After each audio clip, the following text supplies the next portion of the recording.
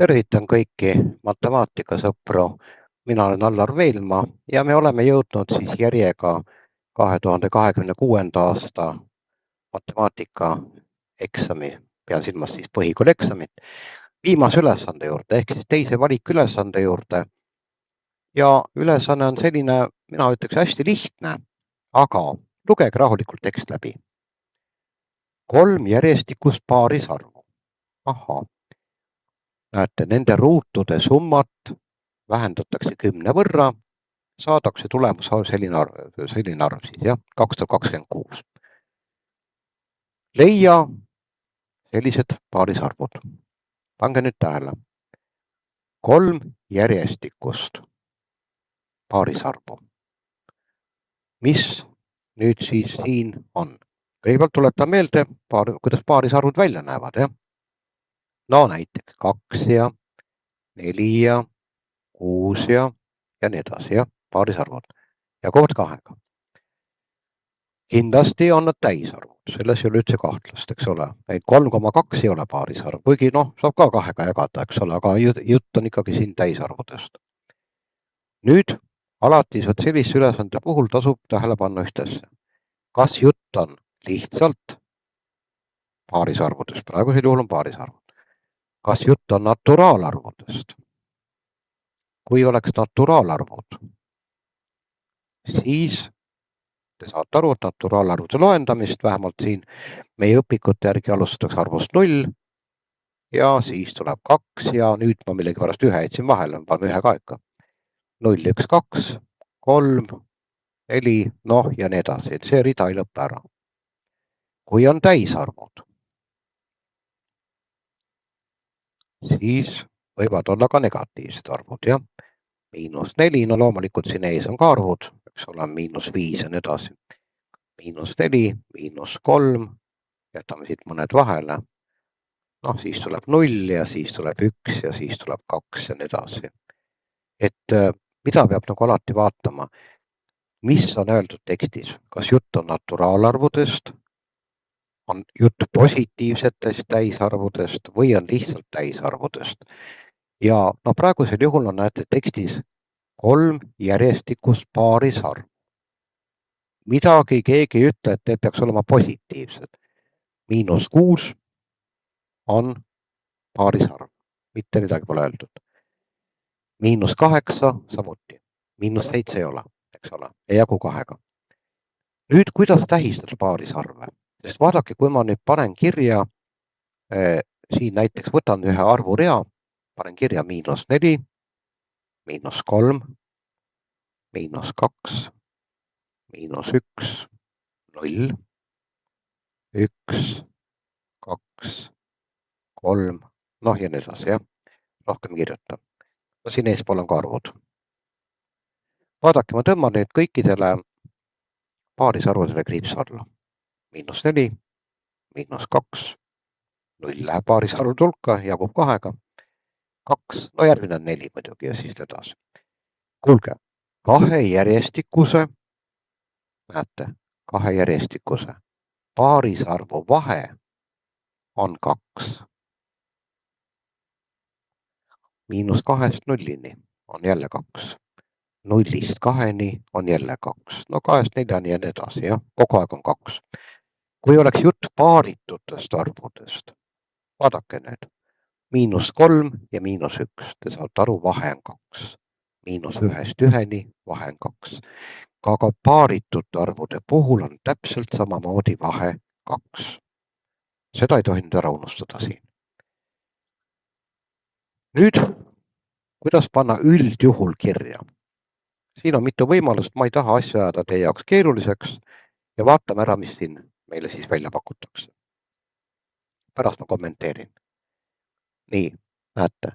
Ja vaadake, siin tehakse nüüd väga kavalalt. Kuidas tähistatakse?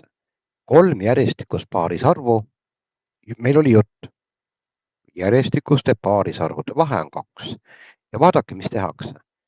Keskmine arv nendest 3 tähistatakse n-iga, siis parempoolne on 2 võrra suurem ja vasakpoolne, kui me paneme nad kasvavas järjekorras, on 2 võrra väiksem.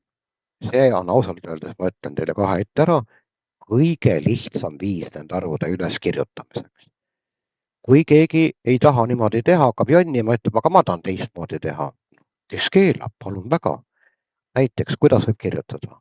No kirjutage, et arvud on n pluss 2 ja n pluss 4. Mitte midagi ei juhtu. Näete, paneme 2 juurde, saame n pluss 2, paneme siia 2 juurde, saame n pluss 4. Samamoodi võib panna näiteks n miinus 4, n miinus 2, n. Nii et saate aru, neid võimalusi on tegelikult lõpmata palju. Nüüd, aga siin tehti niimoodi, tehti väga ilusasti n miinus 2, n pluss 2. Nii, ruutude summa. Aha, ja seda vähendame 10 võrra, see tähendab seda, et ruutude summast võtame lõpuks 10 ära. Nii, vaata, mis juhtub. Näete, n on siis paarisarv, keskmine arv. Ruutude summa n miinus 2 ruudus pluss n ruut pluss n pluss 2 ruudus. Nüüd me peame kasutama siin vaheruudu valemit ja summaruudu valemit. Need valemid peab peas olema. Noh, kui ei ole, siis saab ka ahvi meetodiga, aga ausalt öeldes ei ole normaalne, et eksamile minnes ei oska neid valemeid kasutada. Nii, näete, siin tehakse nüüd ilusasti kõik ära jupp haaval ja näete n miinus 2 ruudus, vaheruut, n pluss 2 ruudus, summaruut ja nüüd paneme kogu selle kupatuse siis kirja, liidame kõik kokku. Näete, n ruut on siin keskel ilusasti, see on see keskmine arv. Ja me saame 3 n ruut pluss 8. Nüüd me peame siit ära võtma ju 10. On öeldud, vähendada 10 võrra. Võrra tähendab, võtame maha, jah. Eks ole, vähendame. Kui oleks öeldud, vähendame 10 korda, siis jagame 10. Suurendame 10 võrra. Liidan 10. Ja saame 2026. Nii, miinus 2 viime üle. Tuleb 2028. Mõlemad pooled jagame 3-ga. 6, 7, 6. Võtame siit tuimalt ruut juure. 26 plussiga, 26 miinusega. Ja vot nüüd on see koht. Kui selles ülesande tekstis oleks öeldud, et meil on tegemist positiivsete arvudega, siis me selle negatiivse lahendi jätame kõrvale, kirjutame, et ei sobi ülesande tingimuste tõttu. Meil seda pole öeldud. Järelikult võib ka negatiivne arv olla. Ja mis me saame? Näete, vastus nüüd. No tõstan siit ära. Kui n on pluss 26, siis saate aru, keskmine arv on 26, 2 võrra suurem on 28 ja 2 võrra väiksem on 24. Kindlasti ma soovitan teha kontroll. Kas te teete selle kontrolli kirjalikult, kuigi siin on öeldud, kirjalik kontroll pole kohustuslik. Kontrolli tegemist, see ei keela. Ja ei saagi keelata. Mõistlik on võtta need arvud. Võtta ruutu. Näete, 24 ruutu, 26 ruutu, 28 ruutu. Liidab kalkulaatoriga teete ilusti ära. Saate teada. Ja noh, siin on nüüd üks paha koht. On see, et on siin kuidagi hunnikusse kirjutatud. Seda ma eksamil ei soovita teha.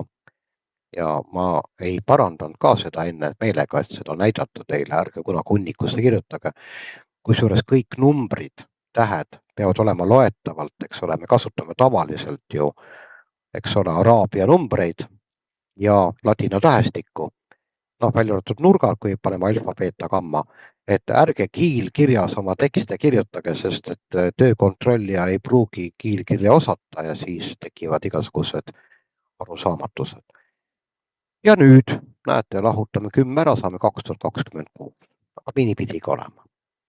Teil on positiivsed paarisarvud. Nüüd, aga meil võivad olla ka negatiivsed paarisarvud. Ma tõstan kõik selle kupatuse siit eest ära. Näete, n on miinus 26. Noh, siit näete, me saime ju Nii, ja sobivad ka arvud -28, -26 ja -24. Nii. Ja nüüd on siin toodud ka see ilus märkus, millest ma tegelikult pikalt juba enne rääkisin. Kui eeldatakse naturaalarve, siis sobivad 24, 26, 28 ja kui on lubatud ka negatiivsed, siis paarisarvud, no siis tulevad teie 3 arvu juurde. Meie ülesande tekst poole sõnaga ei maini seda, et meil oleks tegemist positiivsete arvudega.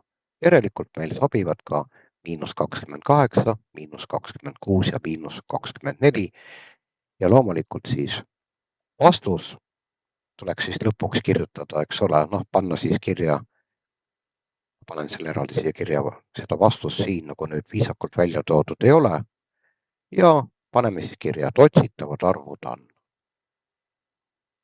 Kirjutage täislause. Mõnikord ikka küsitakse mu käest, et aga kas võib nii teha, et ma kirjutan tähe V? No muidugi võib, vaba inimene vabal maal teeb, mis tahab, aga kuulge, te jaksate küll kirjutada. Enne eksamit tuleb kõht täis süüa, siis jaksate kirjutada sõna vastus ja muidu on nii, et istute seal nälginud näoga ja siis ei tea, mida teha. Panetegi V tähe. Kirjutage rahulikult sõna vastus. Otsitavad arvud on. No nii, ja mis nad siis on? Mis me siis saime? Paneme siis kirja, näete. Mis siin on kirjas, et näete 24, 26, 28, 24 semikoolon vahele, 26, 28, nii, või meil on teine kolmik veel, jah, ja neid võtame siit, näete, -28, -26, -24. Ja enne kui, nii nagu ennegi olen rääkinud, et enne kui annate eksamitöö ära, vaadake, et kas kõik asjad on kenasti kirjas, on hästi, kui mingi asi tahab veel kohendamist, siis kirjutate ilusasti juurde. Üleliigseid asju ärge kirjutage, aga kõik vajalikud asjad peavad olema kirja pandud. See oli meid selle eksamitöö viimane ülesanne ja mul on aeg siis teiega hüvasti jätta. Loodan, et nendest 7 videost on teil kasu, siis kui te õpite 2027. aasta eksamiks, vaadake need ülesanded rahulikult üle ja kui on mingisuguseid küsimusi, siis küsige oma aineõpetaja käest, kindlasti ta teid aitab. Aga minu poolt siis selleks korraks kõik ja nägemiseni!